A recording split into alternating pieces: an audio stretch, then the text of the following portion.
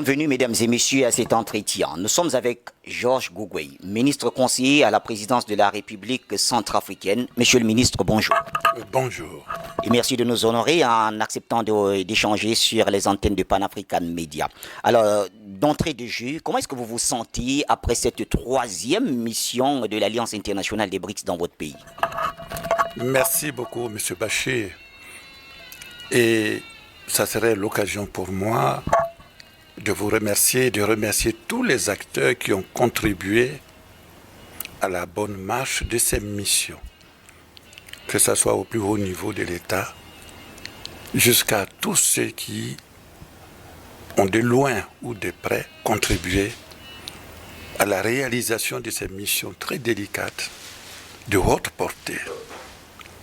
La question est simple. Tout a été dit. Première mission, deuxième mission, tout a été dit, les objectifs de cette mission, tout a été clairement défini.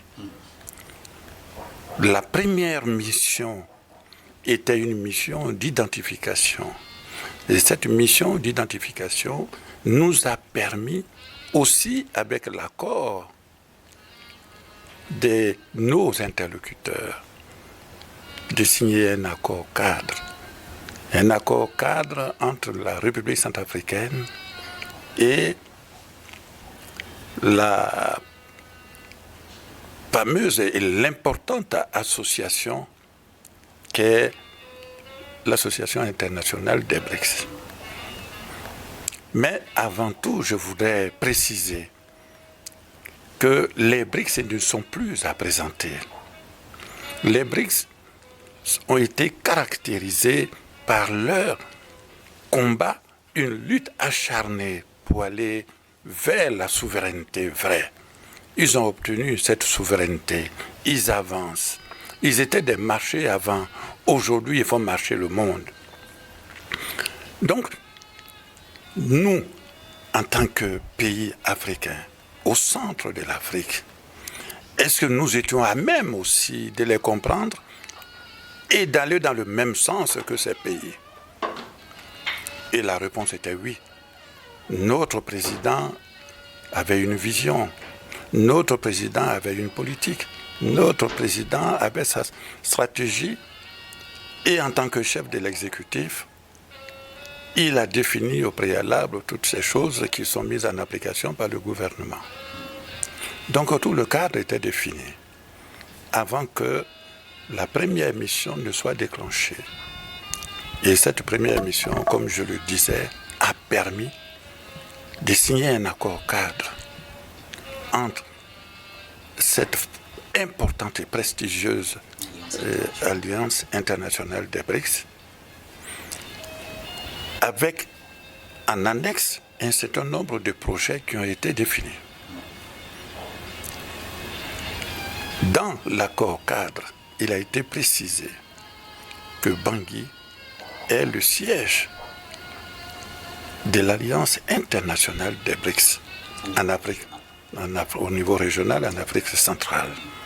Et ça a été très clair. La deuxième mission avait pour objectif d'identifier les projets, de signer des MOU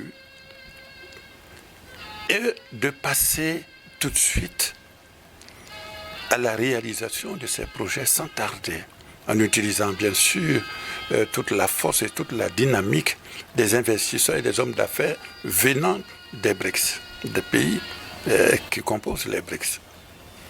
C'est ce que nous avons fait et tout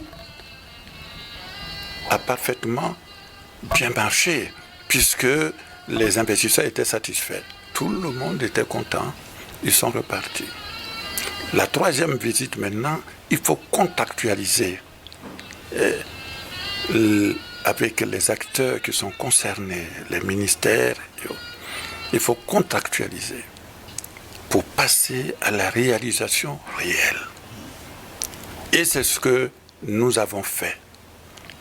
Bien évidemment, il y aura toujours d'autres projets pour lesquels il y a des MOU qui ont été signés, qui ont été ajoutés, parce qu'il y avait les anciens projets et les nouveaux projets qui s'ajoutent. Et des projets s'ajouteront au fur et à mesure que nous allons exprimer le besoin. Alors, vous êtes, si vous le voulez, le monsieur BRICS du président Touadéra.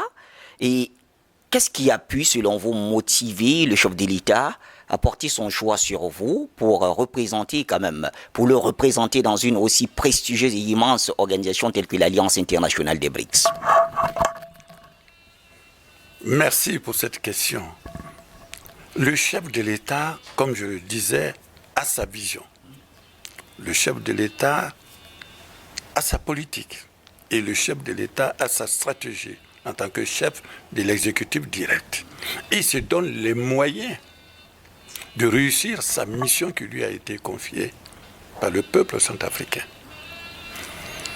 Parmi ces moyens, il y a les moyens humains, il y a les moyens financiers.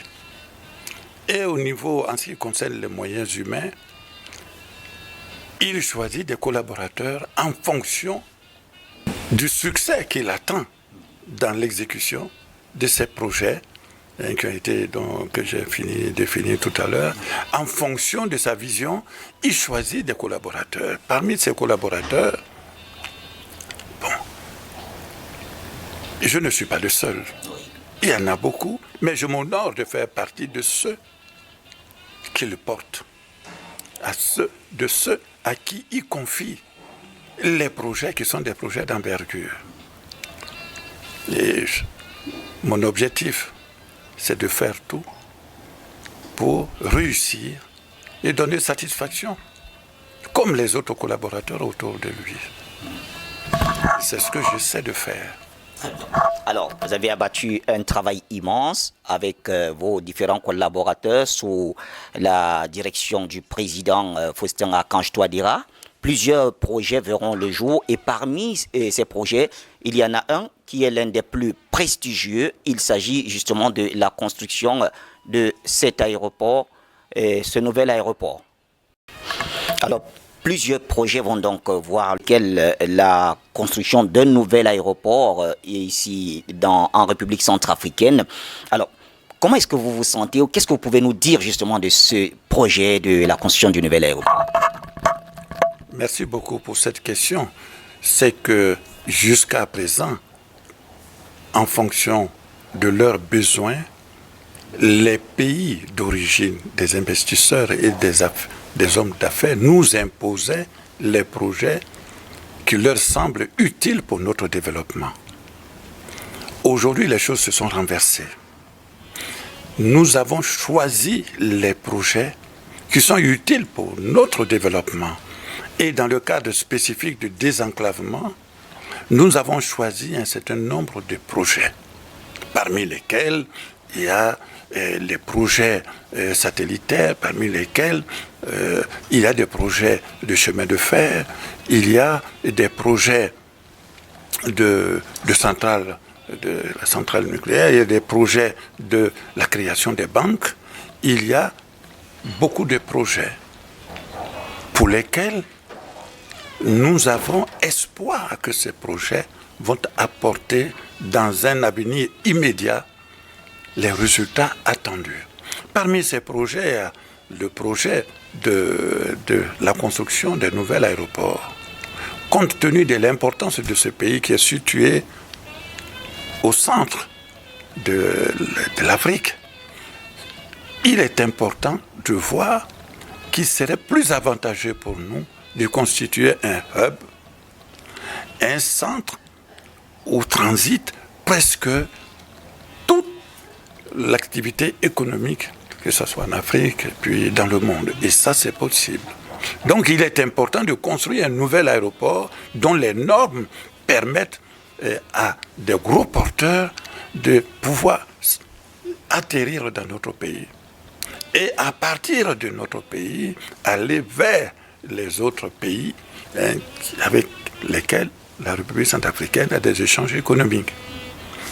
Mais cet aéroport est accompagné, comme on l'a dit, d'une zone free.